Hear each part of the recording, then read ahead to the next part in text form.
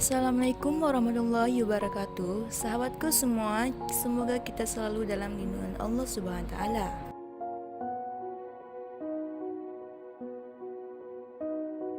Jumpa lagi bersama kami channel Tibaria Official.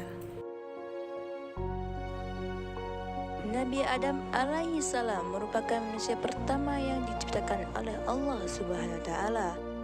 Adam diciptakan untuk menjadi khalifah atau pemimpin di muka bumi.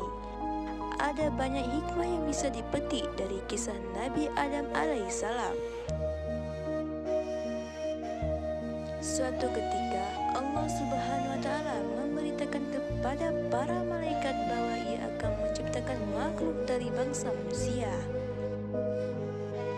Makhluk ini diciptakan dari tanah di bumi yang nantinya juga akan menjadi khalifah di bumi. Kisah ini terdapat dalam surah Al-Baqarah ayat 30. Ingatlah ketika Tuhan berfirman kepada para malaikat, sesungguhnya aku hendak menjadikan seorang khalifah di muka bumi.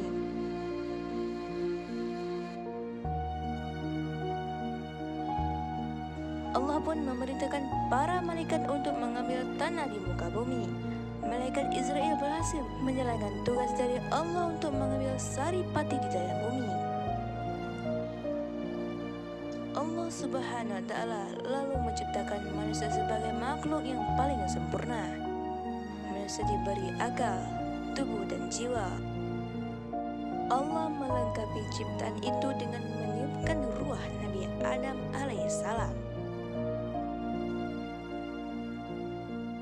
Saat roh di mulut, Adam bersin sambil mengucapkan Alhamdulillah, segala puji bagi Allah. Itulah ucapan pertama dari seorang Adam, manusia pertama di saga. Allah menyebut ucapan Adam dengan menjawab, Ya harmukallah, rahmat Allah atasmu. Allah melengkapi Nabi Adam dengan ilmu pengetahuan. Para malaikat pun diminta untuk bersujud sebagai bentuk penghormatan pada Adam. Saat semua malaikat bersujud, ada makhluk berupa iblis dari bangsa jin yang menolak untuk bersujud. Iblis menolak untuk bersujud karena merasa lebih baik dari manusia karena diciptakan dari api.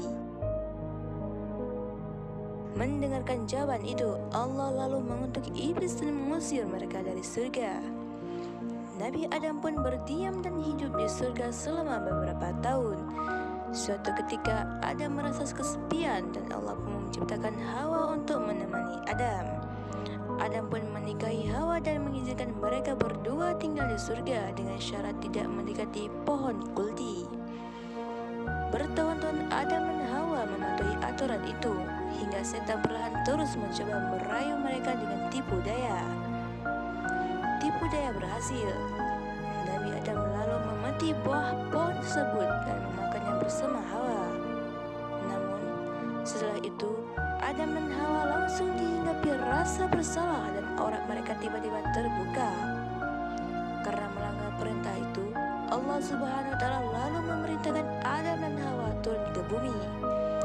Adam dan Hawa diturunkan di tempat yang berbeda. Selama 40 tahun mereka saling mencari dan bertemu di Padang Arafah atau Jabal Rahman, bukit yang penuh kasih sayang.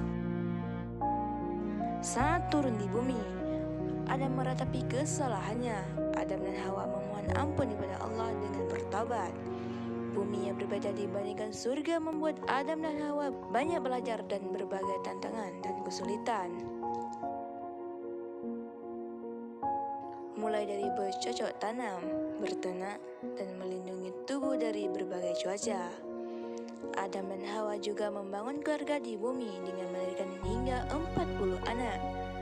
Banyak riwayat yang menyebutkan anak-anak Nabi Adam dan Hawa dilahirkan secara kembar. Sebagai khalifah di bumi, Adam juga dianggap sebagai nabi dan rasul yang bertugas berdakwah di bumi. Adam menyampaikan dakwah kepada istri dan anak-anaknya mengenai ajaran keimanan kepada Allah Subhanahu wa taala. Nabi Adam juga menghadapi persoalan antara anaknya, Qabil yang membunuh Habil. Adam sangat murka terhadap Qabil.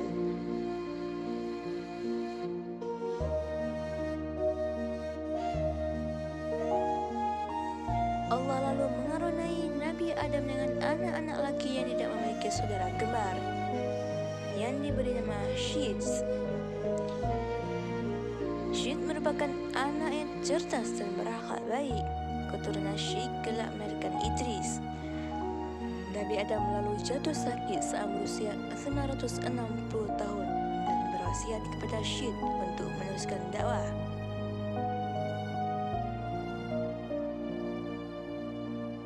Malaikat lalu mencabut nyawa Adam, memandikannya, mengafani, menyalatkan dan menguburkannya.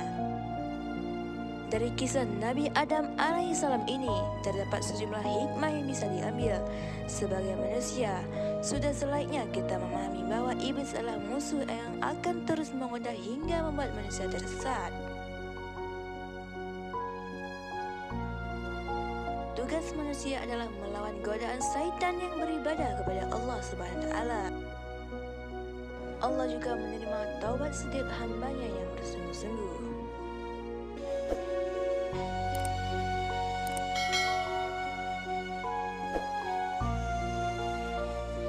Terima kasih sudah nonton sampai habis di channel kami. Sampai jumpa pada video berikutnya.